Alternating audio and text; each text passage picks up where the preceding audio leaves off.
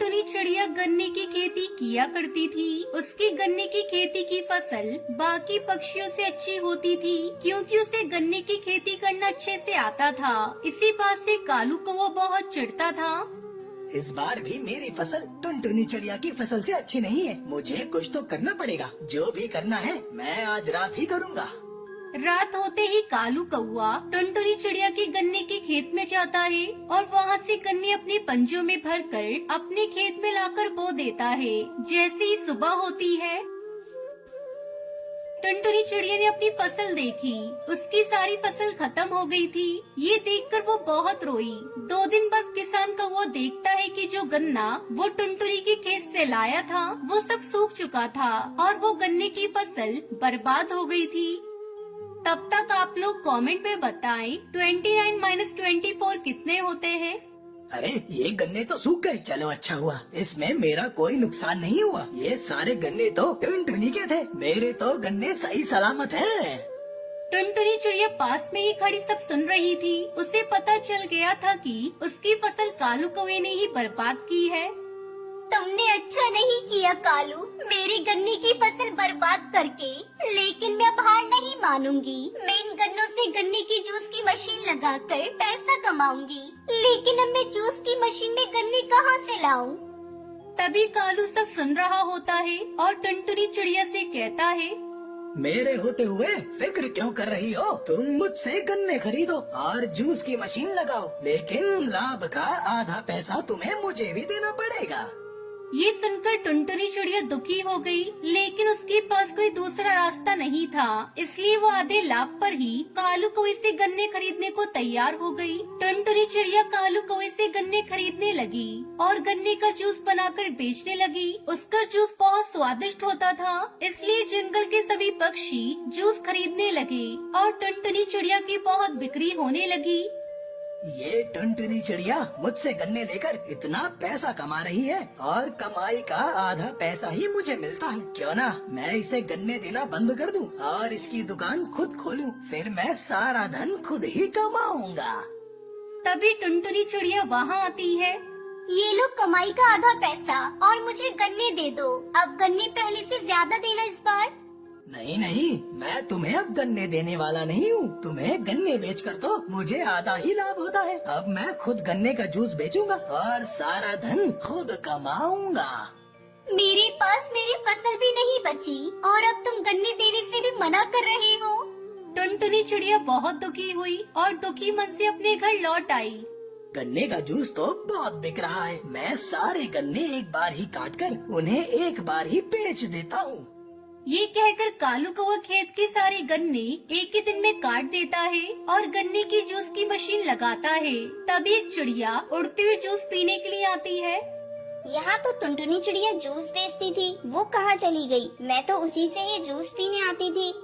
टुनटुनी को भूल जाओ, अब से यहाँ मैं ही जूस बेचा करूँगा। तुम्हें लेना है तो बताओ, नहीं तो जाओ यहाँ से। यहाँ टुनटुनी का गुणगान मत करो। लाओ अंकल, एक गिलास जूस दीजिए, मैं भी तो देखूं कैसा लगता है आपका जूस।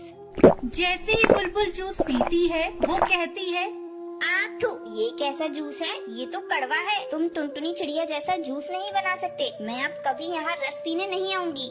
मैंने अपनी सारी फसल काट कर रख दी है, लेकिन कोई जूस नहीं खरीद रहा है। अगर किसी ने जूस नहीं खरीदा तो मेरे सारे गन्ने सूख जाएंगे। इस तरह किसी को भी कालू कौवे का गन्ने का जूस पसंद नहीं आया और कोई भी उसके गन्ने की दुकान पर जूस पीने नहीं जा रहा था। कालू कौवा बहुत परेशान हो चुका था। वो टुनटुनी चिड़िया के पास मदद मांगने के लिए जाता है। टुनटुनी चिड़िया, मुझे माफ कर दो। मैंने तुम्हें गन्ने देने से मना कर दिया था। मैंने खुद से जूस बेचना चाहा, लेकिन उसे कोई नहीं ले रहा। अब तुम मेरे गन्नों का जूस बनाकर बेच सकती हो। मैं तुमसे आधा लाभ भी नहीं लूँगा। तुम परेशान मत हो, मैं तुम्हारे साथ चलती हूँ।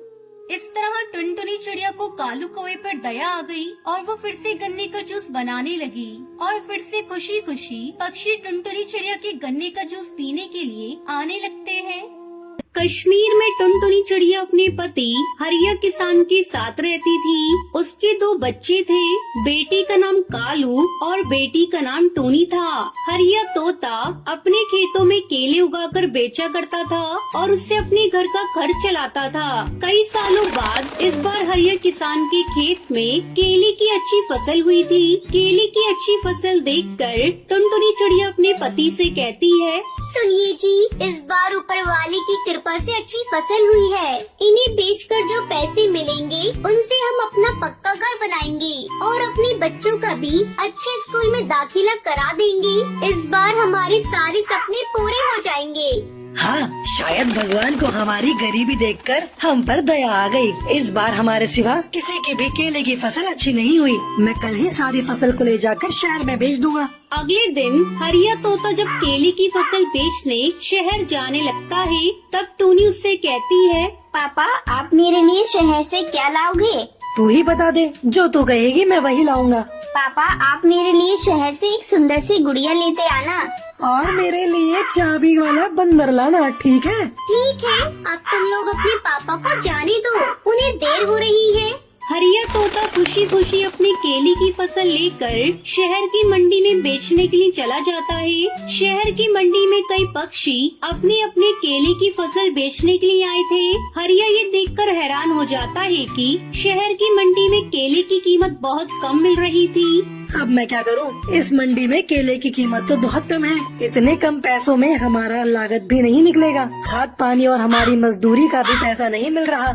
हरिया बिना अपने केले बेचे हुए वापस सारी केले की फसल लेकर घर आ जाता है। ये मैं क्या देख रही हूँ जी? आप तो शहर केले बेचने गए थे, लेकिन आपने केले को बेचा क्यों नहीं? हरिया तोता दुखी मन से सारी बात टुनटुनी चिड़िया को बताता है।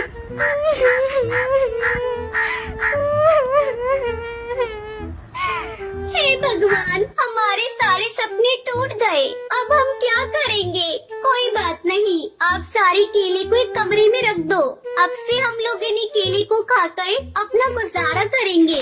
इस तरह पूरा परिवार केले खाकर अपने दिन काटने लगी। एक दिन जब टुनटुनी चिड़िया अपनी बेटी को केले खाने को देती है, तो टूनी कहती है, क्या माँ, तुम हर दिन हमें केले खाने को देती हो? मुझे आज इन केलों को नहीं खाना। मुझे तो तुम्हारे हाथ की बने हुए केले के चिप्स खाने हैं। हाँ माँ, मैं भी केला चिप्स ही खाऊंगा, वरना भूखा ही रहूंगा।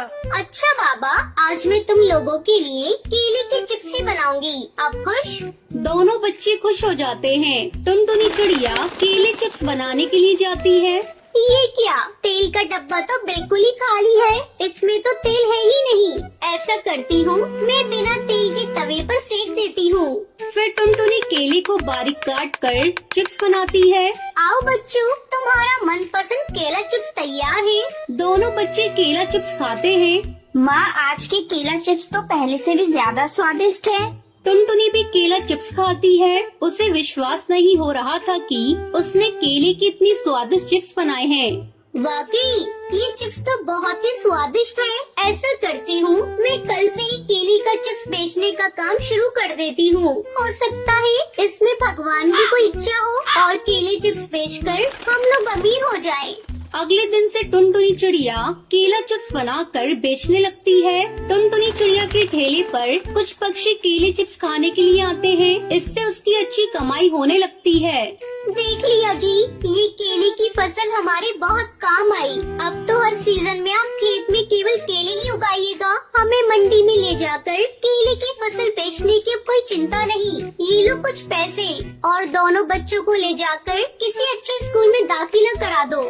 इस साल हरिया किसान अपने खेत में केला उगाता है और टुनटुनी चिड़िया केले से बनी हुई चिप्स बेचकर अपना जीवन खुशी खुशी गुजारने लगी।